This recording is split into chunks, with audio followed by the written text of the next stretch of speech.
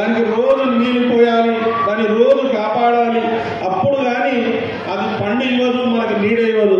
అదే మాదిరిగా total entire system coordination తోటి ఈరోజు ఈ యొక్క వేడుకల ప్రతీక.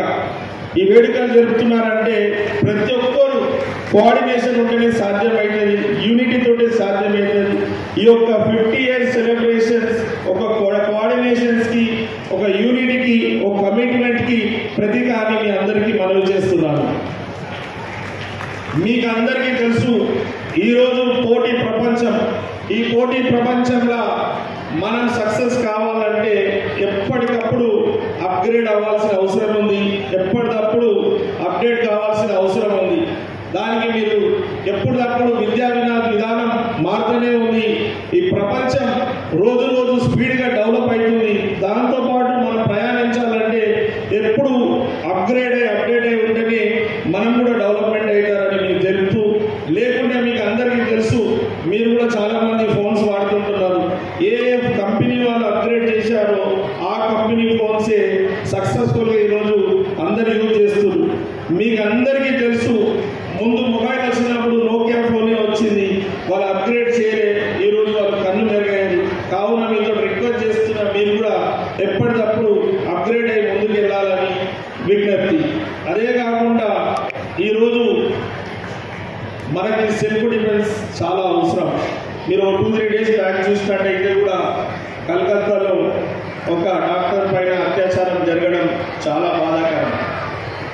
సెల్ఫ్ డిఫెన్స్ అనేది చాలా అవసరమని నేను భావిస్తూ, నేను కాలేజ్ యజమాని, ఎగ్జిబిషన్ వాళ్ళకి, ఇక్కడ ఉన్న స్టూడెంట్స్ కూడా రిక్వెస్ట్ ఏం చేస్తున్నా అంటే, ఏ మాదిరిగా అయితే మనకి ఇంగ్లీష్, హిందీ, తెలుగు సబ్జెక్ట్స్ స్కూల్లో చెప్తున్నా, కాలేజీలో చెప్తున్నారు, అదే మాదిరిగా సబ్జెక్ట్ మాదిరిగా కూడా సెల్ఫ్ డిఫెన్స్కి రోజుకి వారానికి కొన్ని రోజులు మీరు కొన్ని అవర్స్ కేటాయిస్తే వాళ్ళు సెల్ఫ్ డిఫెన్స్లో వాళ్ళని కాపాడుకోగలుగుతారు. లేని పక్షంలో వీళ్ళకి అవుతుందనే కాకుండా చుట్టుముట్టు ఎవరికైనా ఇబ్బంది అయినా కూడా వీరందరూ కాపాడే పరిస్థితికి వెళ్తారు. కాబట్టి వాళ్ళని వీరందరికీ బాధ్యత. కాబట్టి నాకు విజ్ఞప్తి, ఈరోజు మీ వేదిక ద్వారా మీకు ఇంకో మనవి చేస్తున్నాను. ఇలాంటి మీకు ఎన్నో సెలబ్రేషన్ జరిగినాయి 50 yearsలో. నాలాగా చాలామంది వచ్చి చెప్పిపోయిండొచ్చు, మాట్లాడిపోయిండొచ్చు, కానీ నేను మాత్రం ఒక మార్పుగా ఉండాలనుకుంటున్నాను. ఈ యొక్క కాలేజు దేశానికి మార్పుగా మారాలంటే ఇప్పుడు ఈ ఎగ్జిబిషన్ సొసైటీకి 20 ఇన్స్టిట్యూషన్స్ ఉన్నాయి.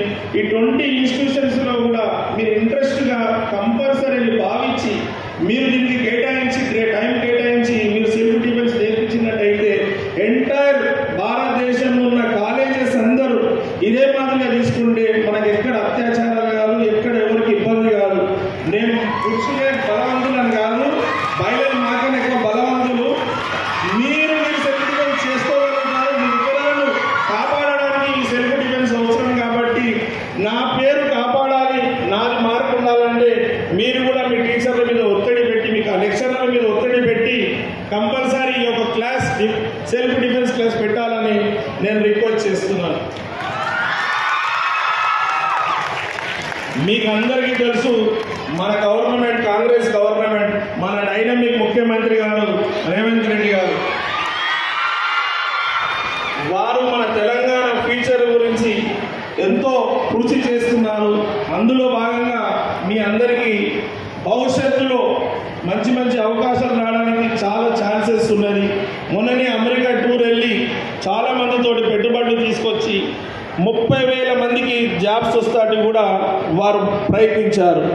వారు స్పోర్ట్స్ ఉమెన్కి ఎంకరేజ్మెంట్గా మొన్నందరూ మీరు చూసినట్టయితే నిక్కల్ జరీన్ గారు బాక్సింగ్లో వారు గెలిచినట్టయితే వాళ్ళ మెడల్ వచ్చినందుకు వారికి 600 గజాల స్థలం ఇవ్వడం, గ్రూప్ 1 జాబ్ చేయడం అయింది.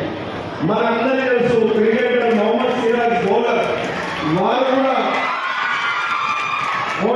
రమేష్నందుకు వారు 600 గజాలు స్థలం ఇచ్చి గవర్నమెంట్ నుంచి వారికి కూడా గ్రూప్ 1 జాబ్ ఇవ్వడం జరిగింది. స్పోర్ట్స్ మెన్ని ఎంకరేజ్మెంట్ చేయాలనేసి